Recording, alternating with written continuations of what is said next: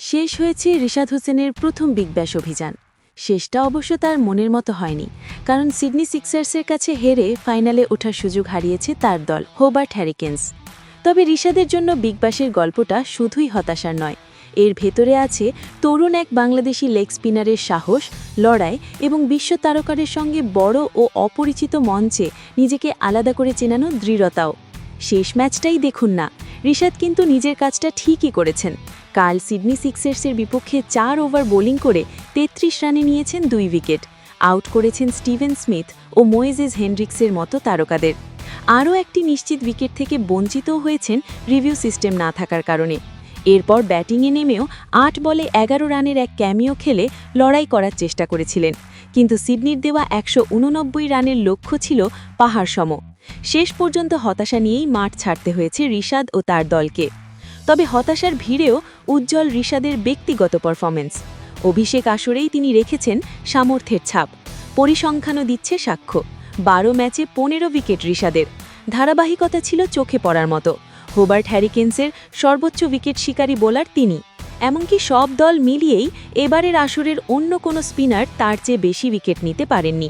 সমান 15 উইকেট নিয়ে ফাইনালের আগ পর্যন্ত রিশাদের পাশে আছেন পার্থ স্কচার্সের বাঁহাতি স্পিনার কুপার নোলি ও অ্যাডিলেড স্ট্রাইকার্সের লেগ স্পিনার লয়েড পোপ।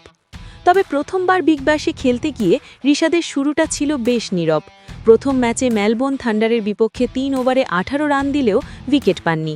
পরের ম্যাচেই বদলে যায় চিত্র। মেলবোর্ন স্টার্সের বিপক্ষে 3 ওভারে 2 উইকেট। একটু রান খরচা হয়েছিল সেদিন, তবে আত্মবিশ্বাস এনে দিয়েছিল উইকেট দুটি। এরপর যেন ছন্দ পেয়ে যান। রেনেগেডসের বিপক্ষে 4 ওভারে 1 উইকেট, রান মাত্র 21। পার্থ স্কচার্সের বিপক্ষে পার্থে 3 উইকেট নিয়ে হয়ে ওঠেন আলোচিত স্পিনার। এরপর হোবার্টে রেনেগেডসের বিপক্ষে আবার 2 উইকেট। মাঝখানে 2 ম্যাচ উইকেট শূন্য গেছে, রানও খরচা হয়েছে, তবে রিশাদ থেমে যাননি। স্ট্রাইকার্সের বিপক্ষে 4 ওভারে 3 উইকেট নিয়ে আবার জ্বলে ওঠেন। হিটের বিপক্ষে পরের ম্যাচে 2 উইকেট, শেষ ম্যাচে আবার সিক্সার্সের বিপক্ষে 2 উইকেট। প্রতিটি ম্যাচেই তিনি ছিলেন অধিনায়কের ভরসার জায়গা। কখনো মাঝের ওভারে চাপ সামলেছেন, কখনো উইকেট তুলে নিয়ে ম্যাচে ফেরানোর চেষ্টা করেছেন দলকে। সব মিলিয়ে টুর্নামেন্টে 40 ওভার বল করেছেন, ইকোনমি মাত্র 7.82।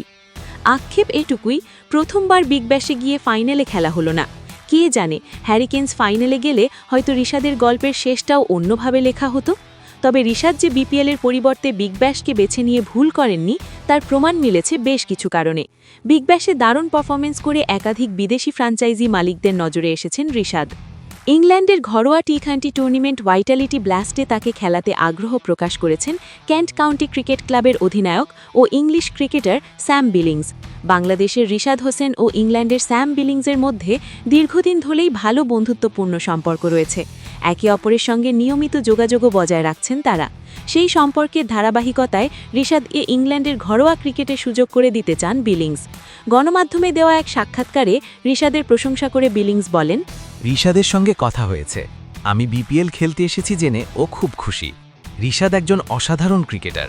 গতবার ভাইটালিটি ব্লাস্টে ওকে খেলাতে চেয়েছিলাম, কিন্তু কোনো কারণে সম্ভব হয়নি। এবার কেন্টের অধিনায়ক আমি, আশা করি ও খেলতে পারবে। দর্শক, রিশাদের প্রথম বিগ ব্যাশের পারফরমেন্সকে আপনি 10-এর মধ্যে কত দিতে চান? কমেন্ট করে জানান। ধন্যবাদ।